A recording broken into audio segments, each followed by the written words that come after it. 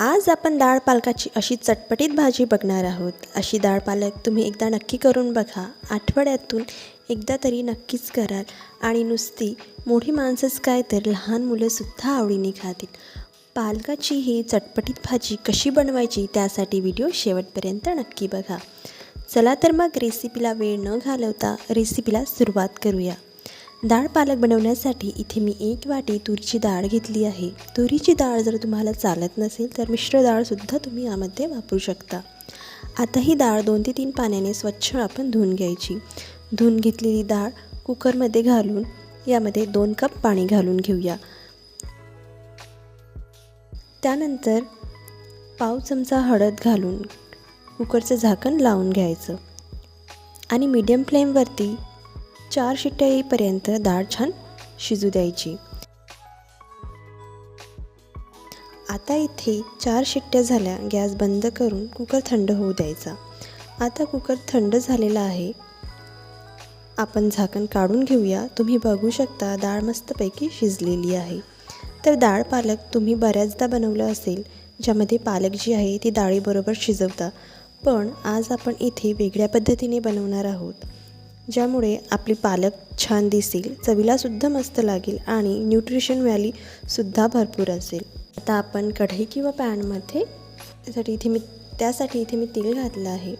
तेल छान गरम होऊ द्यायचं। तुम्ही तुमच्या आवडीनुसार तेल कमी जास्त करू शकता, पण पालेभाज्यांना तेल थोडंसं कमी वापरायचं। तेल छान कडकडीत गरम झाल्यानंतर यामध्ये 1 चमचा जिरं आणि 1 चमचा मोहरी घालून घ्यायची आहे। तेलामध्ये मोहरी जिरं अशी चांगली फुलू द्यायची आहे, म्हणजे खाताना अजिबात ते कचकच लागत नाही। आता आपण यामध्ये 9 ते 10 लसणाच्या पाकळ्या अशा बारीक करून घालूया।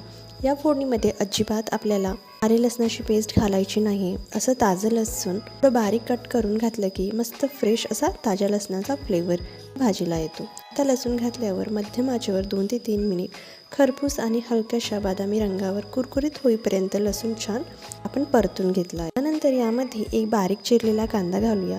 थोडंसं परतून लगेचच यामध्ये 2 ते 3 बारीक चिरलेली हिरवी मिरची घालून घेऊया। 2 ते 3 मिनिटे छान मीडियम फ्लेमवरती परतून घेऊया। 2 ते 3 मिनिटे झाली आहे।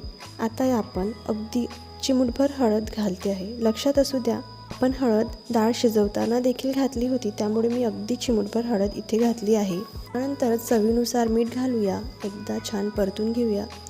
नंतर यामध्ये पाव चमचा गरम मसाला आणि अर्धा चमचा धनिया पावडर घालून छान व्यवस्थित मिक्स करून घेऊया।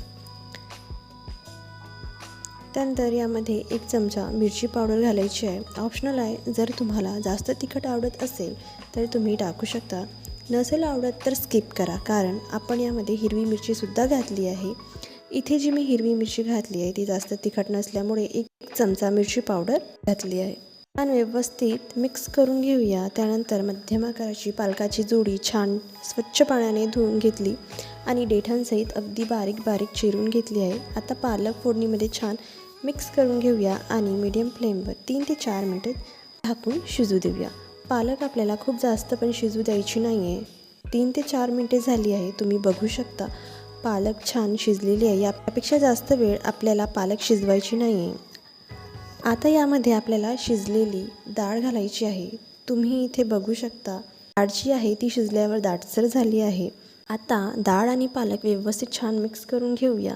दाटसरपणा थिकनेसपणा कमी करण्यासाठी पाणी घालून घेऊया। तर इथे मी गरम पाणी घालते आहे। इथे पाणी मी आधीच गरम करून ठेवलेलं होतं।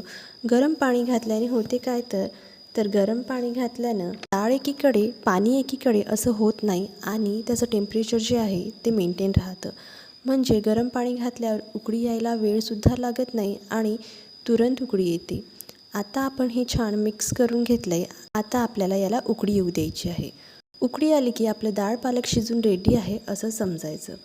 आता आपल्या डाळ पालकाला छान उकळी आली, असं केलं की सगळी जिन्नस छान एकजीव होतात आणि भाजीला खूप छान चव लागते।